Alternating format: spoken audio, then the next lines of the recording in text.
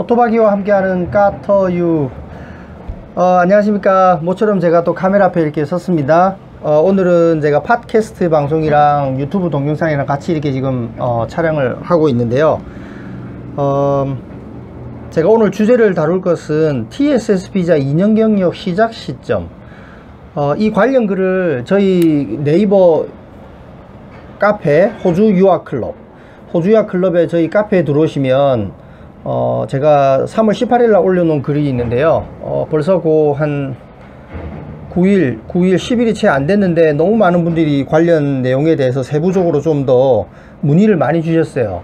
그래서 댓글도 좀 달아드리고 했는데도 불구하고 글로서 제가 이렇게 다 설명이 조금 안 되는 부분들이 있다 보니까 조금 풀어서 제가 영상으로 여러분들한테 설명을 조금 드리고자 합니다. 제목이 TSS 비자 2년 경력 시작 시점. 이게 어떤 의미 하는지는 호주 유학 이민에 도전을 하고 계신 분이거나 한국에서 도전을 해보려고 하시는 분들은 아마 금방 이해가 되실 거예요. 그래서 이 비자가 보통 여러분도 알고 계시겠지만 그 호주에는 크게 분류를 하자 그러면 직종이 두 가지잖아요. 학사 석사 이상 과정, 그 다음에 현장 기술직, 예를 들면 요리, 제빵, 자동차 정비, 타일, 미장, 벽돌, 목수 뭐 이런 전공들이 있잖아요. 그래서 이런 전공들을 가지고 선택한 다음에 영주권까지 도달하기 위해서는 또 두 가지 큰 구분이 지어져요. 첫 번째는 점수를 따지는 이민이 있고요. 두 번째는 취업을 통한 이민이 있고. 그래서 이 TSS 비자라는 것은 과거에 이제 457 비자, 이게 TSS 비자, 서브클래스 482 비자로 바뀌었잖아요. 그래서 이 TSS 비자에서는 포스트 퀄리피케이션, 즉 학위를 취득한 이후부터 2년 경력을 쌓으면 이 취업비자 신청 자격이 된다. 그리고 이 취업비자 4년을 받아서 경우에 따라서는 또 2년을 줄 수도 있지만요, 4년을 받아서 그 4년을 가지고 그 중에서 1년 또는 3년 경력을 쌓으면 뭐 RSMS, ENS 이런 영주비자로 가게 되잖아요. 그런데 보통 현장 기술직, 그 요리, 제빵, 뭐 자동차 정비 이런 뭐 건축 관련 전공들 있잖아요. 공학 말고요. 이런 전공들은 졸업 비자를 1.5년만 줘요. 근데 경력은 TSS 비자에서 2년을 요구하니까 그러면 2년을 어떻게 쌓나? 이게 이제 학생들 간에 지난 1년 동안에 아주 큰 이슈였어요. 그럼 이제 여기서 실질적으로 저희가 비자를 진행해 보면 일반적으로 학생들이 연말에 뭐 크리스마스 전에 이제 학업을 마쳐요. 근데 비자, 학생 비자는 3월, 그 다음 연도 3월 15일까지 있거든요. 그리고 졸업 비자라는 건 신청하면 오늘 신청했다고 내일 나오는 건 아니고요. 비자를 신청하면 대략 뭐 경우에 따라 조금 변수는 있는데 한 4개월 전으로 봐요. 그리고 졸업 비자를 받으면 그로부터 18개월. 그러니까 졸업과 동시에 계속 일을 해오고 있는 학생들은 2년 경력이 될까 말까 뭐 이래요. 그러다 보니까 이제 호주 현지에서는 특히 요리 공부하는 학생들은 졸업하고 2년 경력을 쌓는데 2년 경력을 쌓기 조금 전에 졸업비자가 끝나는 경우가 많겠죠. 졸업비자는 18개월이니까, 그죠? 그래서 이제 임시방편으로 어드밴스 디플로마라는 걸 많이 등록을 해오고 있어요. 최근에도 저희가 많이 그렇게 수속을 하고 있고요. 이 요리를 예를 들면 여러분 잘 아시겠지만 그 서티피케이트 3라는 것이 1년 과정, 그 다음에 서티피케이트 4가 6개월, 디플로마가 6개월, 이렇게 이제 2년으로 보통 구성이 돼 있단 말이죠. 그리고 졸업비자 1.5년 동안 앞에 브리징 기간이 있다 하더라도 TSS 취업비자를 가기 위해서 2년 경력이 충족이 안 되니까 어드밴스 디플로마를 등록을 하면, 이 어드밴스 디플로마가 이제 학교들이 보통 뭐 6개월에서 9개월 과정으로 만들어 놔요. 근데 그 6개월에서 9개월 안에 이 인더스트리얼 플레이스먼트라 그래서 이제 그 IP라고 하죠. 그러니까 학교는 거의 안 나가고 풀타임으로 현장에서 경력을 쌓을 수 있는 구성으로 커리큘럼을 만들어 놔요. 예를 들어 뭐 9개월 과정에 어드밴스 디플로마 오브 호스피탈리티 매니지먼트다 그러면 한 3개월 정도는 학교에 등교를 하지만 뭐 일주일에 한 이틀 3일씩이요. 나머지 한 6개월 이상은 풀타임으로 일할 수 있는 거죠. 그럼 아까 그 TSS 비자에서 요구하는 2년 경력에 졸업 비자가 조금 짧아서 하기가 어려웠던 것을 해결을 할 수가 있는 거죠. 그래서 이제 그렇게 많이 해왔었는데, 그렇다 하더라도 이제 현실에서는 학생들이 또 애로점이 있죠. 어드밴스 디플로마를 더 등록한다는 거는 또 그에 따른 학비가 또 나갈 것이고, 그만큼 또 뒤로 영주권 신청 조건까지 뒤로 또 늦어지게 되잖아요. 거기다가 졸업비자 1.5년에 어드밴스 디플로마 9개월 하면 2년은 충분히 쌓겠다라고 예상이 되겠지만, 또 경우에 따라서는 그 비자 기간 동안에 설상가상 몇 개월을 심하게 아프다든지, 혹은 A 작업장에서 일을 끝나고 B 작업장으로 옮겨 다른 B 작업장을 찾는 사이에 또 뭐 한 두세 달씩 일을 못하고 공백이 생긴다든지 이러면 이 시간이 생각보다는 타이트해요. 그래서 이제 일부 학생들은 이거 이제 TSS 비자가 이제 본격적으로 작년 3월에 시행이 되면서 많은 학생들이 이거 이제는 호주 정부가 영주권을 안 주려고 하나 보다, 이거 어떻게 뭐 방법이 없지 않냐 하고 학업을 중간에 포기한 경우도 있고요. 한국에 돌아가신 경우도 있고 그랬습니다. 근데 제가 이제 이 이슈들을 가지고 학생들하고 항상 상담할 때도 말씀드리는 내용인데요, 호주 정부가 비자 제도를 좀 바꿨다고 해서, 예를 들어 요식업계에 2018년에 TSS 비자가 이제 시행이 됐어요. 그럼 2017년에는 호주에 요리사가 100명이 필요한데 2018년은 50명만 필요하거나 2018년은 200명이 필요하거나 이런 현상은 생기지는 않죠. 경기에 따라서 100명이 적정 인력이었었는데 뭐 110명이 필요할 수도 있고 90명이 필요할 수도 있고 이런 정도의 변화인 것이지, 갑자기 절반만 필요하다든지 갑자기 2배 이상 필요하다든지 어떤 특정 분야에서 그런 경우는 있을 수 없죠. 그죠? 전쟁을 하고 있거나 이러지 않으면요. 그러니까 무슨 얘기냐면, 비자 제도는 바뀔지라도 호주 사회에서 그 인력이 필요한 건 갑자기 변할 수 있는 내용이 아니라는 거죠. 그래서 이번에 이제 아직 여전히 호주 이민법상으로는요, TSS 비자에서 요구하는 2년 경력의 시작 시점은 언제냐 라고 묻는다 그러면 공식적으로는 포스트 퀄리피케이션입니다. 그러니까 학위 취득 이후. 근데 여기서 이제 이슈가 되는 게, 이 학위라는 게 그러면 뭐냐? 지금까지는 뭐 일반적으로 전문가들은 요리 같은 경우는 디플로마, 뭐 타일, 미장, 벽돌, 용접, 목공 이런 현장 기술직들 같은 경우는 뭐 서티피케이트 3 또는 4 정도로 봤어요. 웨스턴 오스트레일리아 같은 경우는 이런 직종들이 2년을 공부하면서 서티피케이트 3를 주고, 타 지역 같은 경우는 서티피케이트 4를 주기도 하기 때문에 요거는 그 커리큘럼에 따라 조금 달라요. 근데 어쨌든 요리 같은 경우는 뭐 거의 예외 없이 서티피케이트 3가 1년, 서티피케이트 4가 6개월, 디플로마가 6개월 이렇게 구성이 되는데, 디플로마 이후부터 TSS 요구하는 2년 경력을 인정해 줄 것이다 라고 하는 것들이 법무사들의 대체적인 중론이었어요. 그런데 이제 최근 들어서 나온 이슈가 제가 올려놓은 3월 18일 TSS 비자 2년 경력 시작 시점이라는 제목으로 호주유학 클럽 저희 카페에 제가 네이버 호주유학 클럽 저희 카페에 올려놓은 내용을 이렇게 보면, 이게 지금 서티피케이트 4 이후부터, 그러니까 디플로마를 하고 있는 입장이죠. 디플로마를 하고 있는 중간에 여전히 학생비자로 했던 경력도 인정이 되는 케이스들이 나온다는 거예요. 심지어는 서티피케이트 3 이후부터 여전히 학생비자로요, 서티피케이트 3 이후부터 했던 경력을, 근데 그때 경력은 사실은 여러분들 잘 아시겠지만 이 요리라고 하면 크게는 셰프도 있고 쿡도 있잖아요. 그러면 서티피케이트 3밖에 아니기 때문에 사실 이거는 셰프라고 보기는 어렵거든요. 쿡이라고 보는 게 타당하거든요. 그런데 TSS 비자 신청할 때 요구되는 그 2년 경력에 서티피케이트 3 이후, 즉 34나 디플로마를 하고 있는 와중에 쌓았던 경력, 주 20시간이겠죠, 방학이 아니면. 근데 그 20시간도 하프로 계산하지 않고 그냥 풀로 그 기간대로 3개월이면 3개월 전체 이런 식으로 인정을 해주고 있는 케이스가 나온다는 거예요. 왜 그럴까요? 아까 말씀드린 대로 호주 사회에 필요한 요리사가 해결이 된 건 아니거든요. 비자 제도가 좀 바뀌었을 뿐이지. 그래서 여러분들은 이 호주 유학국 이민에 도전할 때 몇몇 분들이 이제 이걸 어떻게 보셔야 되냐면요, 어떤 법이라는 건 그렇잖아요. 이게 명확하게 얘기를 해달라. 디플로마 이후부터입니까? 서티피케이트 4 이후부터입니까? 근데 이게 법이라는 게 그렇게 아주 미주알 고주알 세부적인 것까지 누구나 다 읽으면 누구나 다 클리어하게 딱 정리가 되는 법은 없잖아요. 그 법이 그렇게 똑같이 또 이렇게 될 수가 없고요. 기본적인 골격이 갖춰져 있고 그 여러 가지 세부 사안들은 그 법의 취지에 맞게 이제 해석을 해 나가는 것이죠. 그래서 이제 법무사라는 사람이 필요한 거고 또 이민 변호사라는 사람이 또 필요한 거고요. 이건 비단 이민법에 국한된 게 아니고 모든 법은 다 그렇잖아요.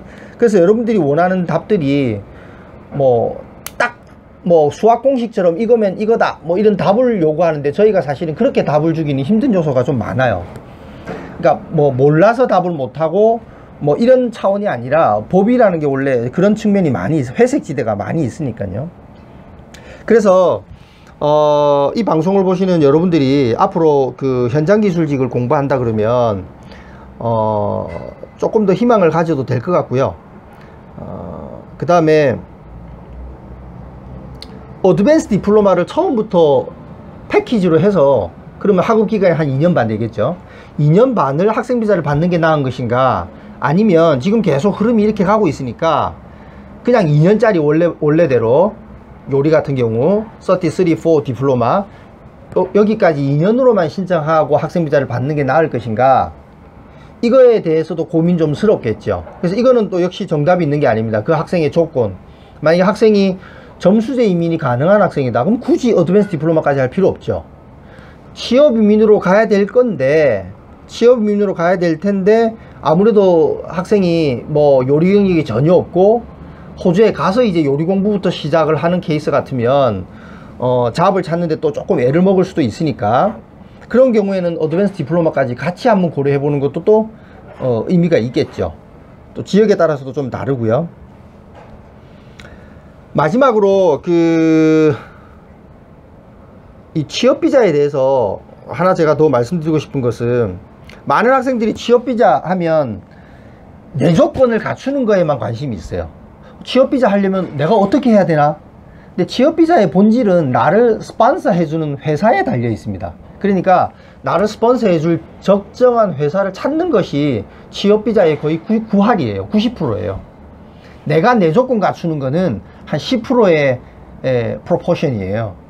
그러니까 여러분들이 내가 내 조건만 되면 항상 예비되어 있는 어떤 고용주가 나를 탁 스폰서 해줄 것이다 라는 가정을 두고, 근데 그 가정이 90%라니까.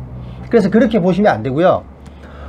지금 호주의 현 상황이 적정한 스폰서를 찾기에 요리 공부를 해볼 만한가, 아니면 요리 공부를 한다 하더라도 내가 내 조건 갖추는 거야 갖추는 거고요.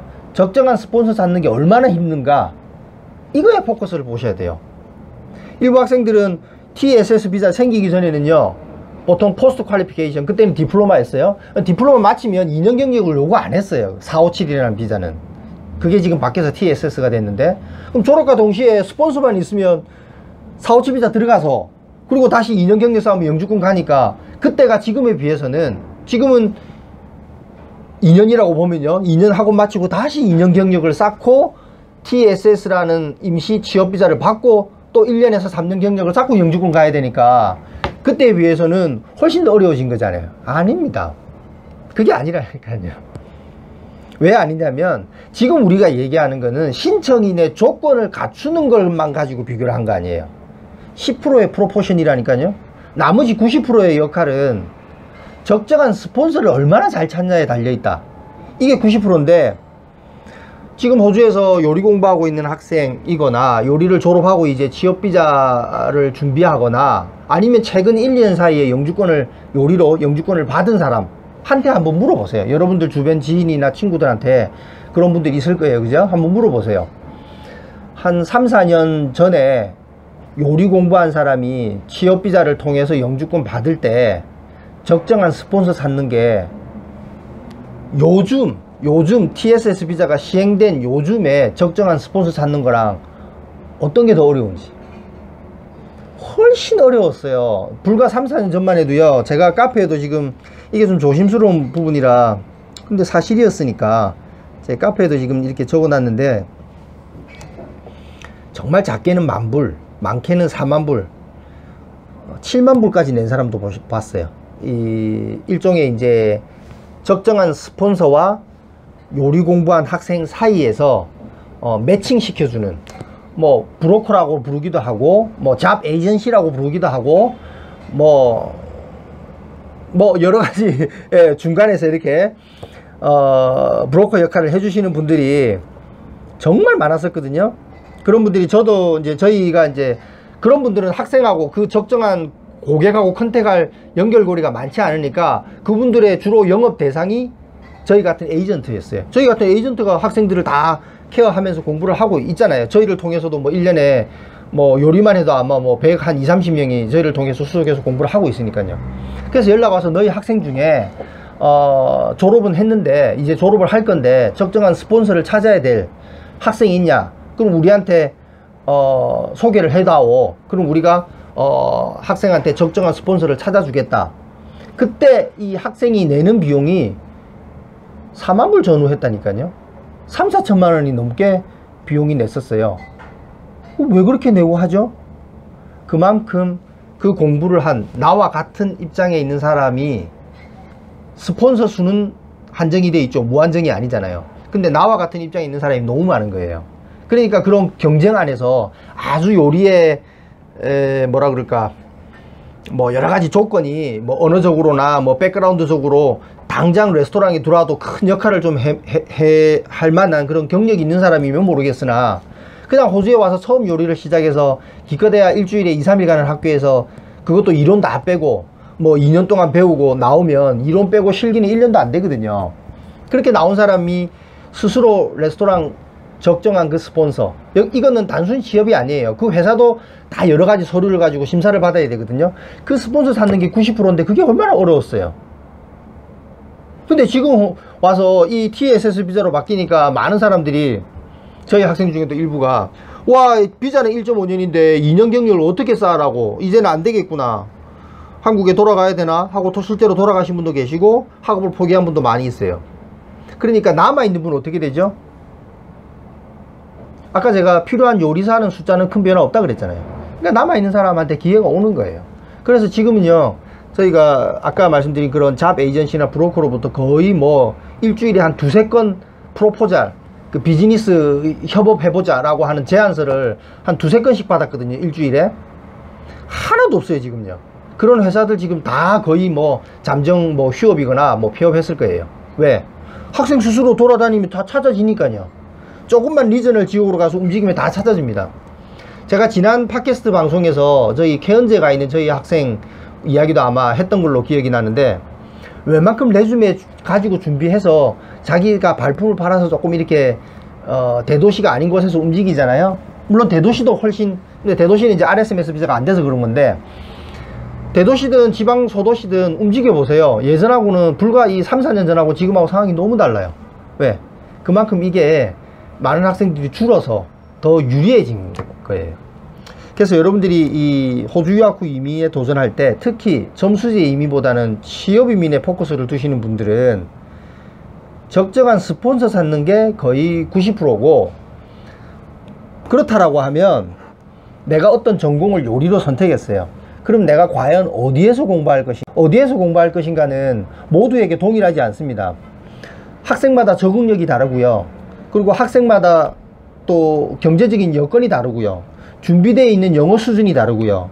그리고 뭐 경력이 있는 사람 없는 사람 뭐 다 다르잖아요. 그리고 결혼해서 배우자의 자녀까지, 어린 자녀까지 동반해 오는 경우도 있거든요. 근데 이런 경우에 따라서 위치 지역이 다 달라져야 되는 거죠. 그래서 결론은요, 호토바기의 결론은 요리, 제빵, 자동차 정비, 타일, 미장, 벽돌, 용접, 목수 뭐 이런 현장 기술직들로 취업 이민을 통해서 유학 후 이민에 도전하기에는 결코 지금이 나쁘지 않아요. 결코 지금이 나쁘지 않습니다. 지금 저희 학생 중에 뭐 타일이나 자동차 정비, 요리를 선택한 학생 중에 학교 2년 학업하면서 관련 분야 경력을 쌓아야 되는데 잡이 없어서 못 찾고 있다. 없습니다. 거의 없어요. 처음에 와서 한 3~4개월 안에는 못 찾을 수 있어요. 근데 한 학기 정도 지나면 다 찾거든요. 이것도 불과 2~3년 전하고 지금하고도 차이가 많습니다. 그만큼 여기에 유학생들이 맞닥뜨리는 고용시장이 더 좋아진 거죠. 자, 오늘 제가 영상은 여기까지 찍고요. 여러분들 또 항상 궁금한 거 있으면 저희 카페에 호주 유학 귀민에 대해서 궁금한 내용은 저희 카페에 글을 남겨주시면 제가 그런 것들을 항상 취합해서 그때 맞춰서 또 이슈화 되는 내용들이랑 같이 해서 영상을 찍도록 그렇게 할게요. 감사합니다.